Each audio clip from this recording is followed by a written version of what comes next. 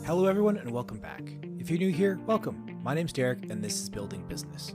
On this channel, I'm building a brand new online business from scratch. The catch?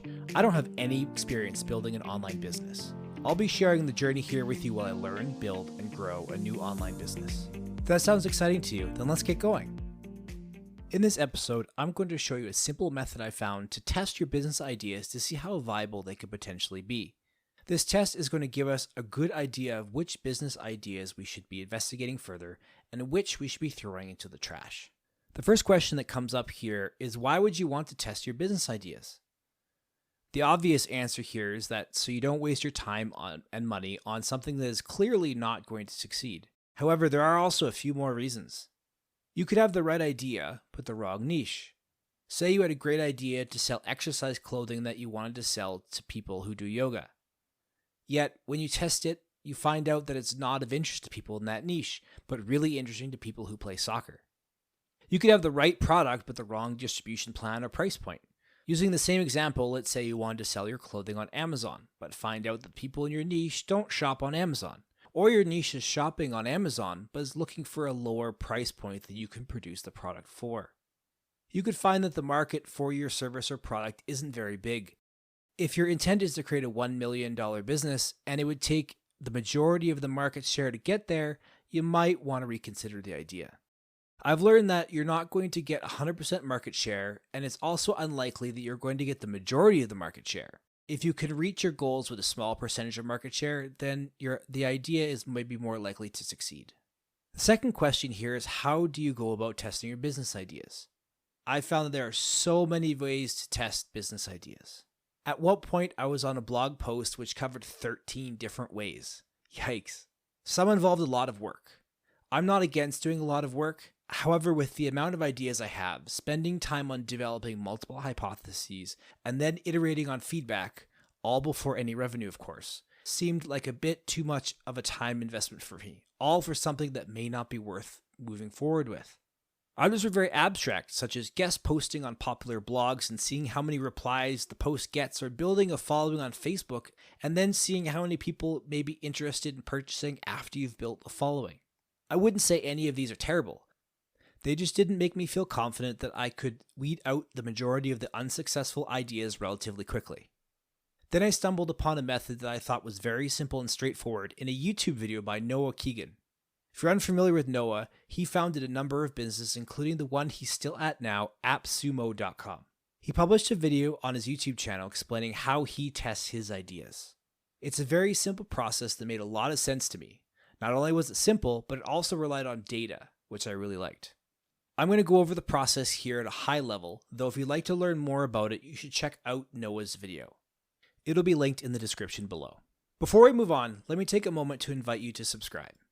If you're liking this episode so far, want to keep up to date with my progress on building a business, please consider subscribing. That way you won't miss out on any of these episodes. In Noah's video, he breaks down the process into 5 steps to test business ideas.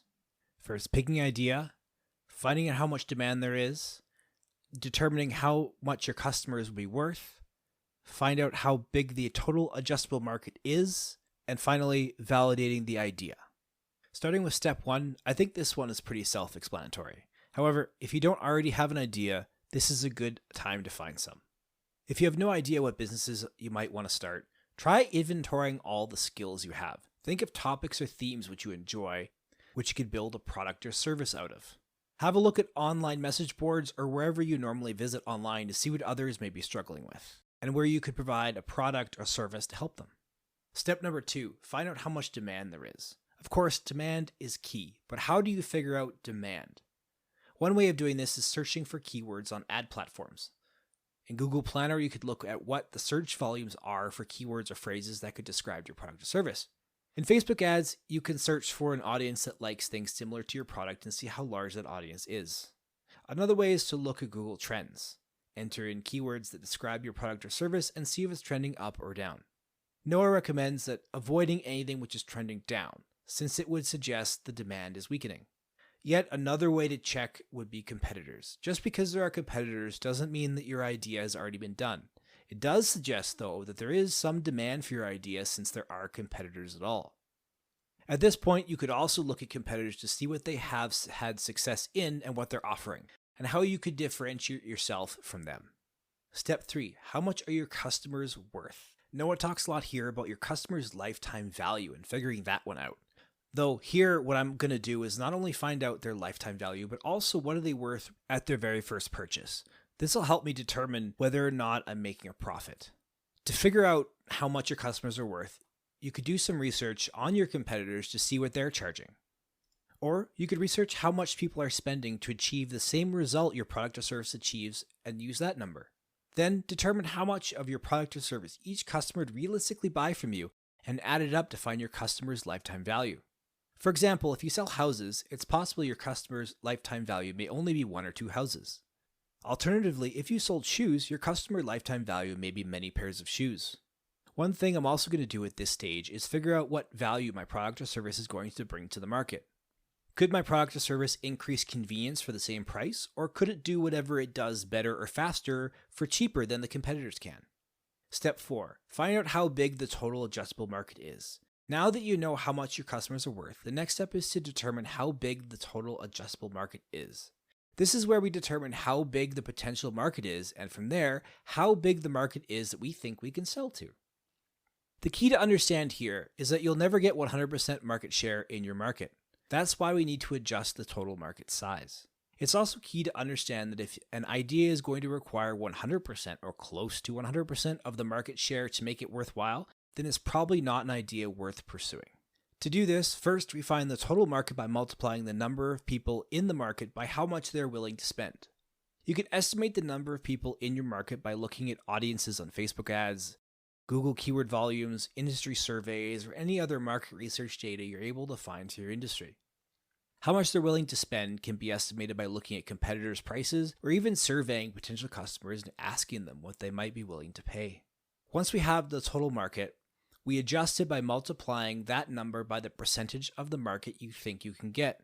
In Noah's video and in his examples, he uses 5%, so I'm going to stick with the same 5% number. So now that we have the end result, if your resulting number is greater than $1 million, then you have yourself a potential $1 million business idea. Step 5, validate the idea. Validating your idea is all about getting customers. However, getting customers doesn't mean it's time to launch your business.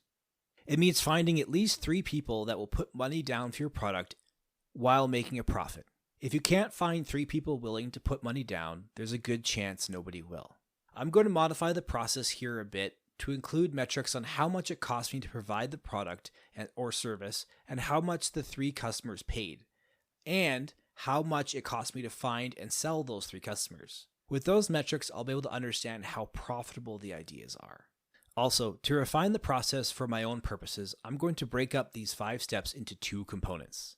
The first component will be test, the second component will be validation. The first 3 steps, picking an idea, checking for demand, determining how much customers are worth, and determining the total addressable market will be part of the test component. The last step, getting customers, will be part of the validation component. My thinking here is that if an idea that really doesn't look feasible after the first 4 steps, there isn't much point in trying to find customers. So I'll run all the ideas through the test component and then run only those which are successful through the validation component. I'd like to hear your thoughts on this method and testing business ideas in general. Do you have a method that you use that you like and works well? Let me know in the comments. In the next episode, I'll take this process and apply it to the ideas I shared in a previous episode.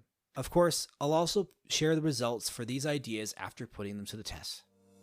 If you've enjoyed this episode, then join me on this journey by clicking that subscribe button and make sure you don't miss an episode. Also, if you're watching on YouTube, please click the like button as well. It costs you nothing, but it helps me reach a wider audience. Stay tuned, and until next time, remember that starting a new business requires courage and action. Courage to get going and action to make things happen. See you in the next episode.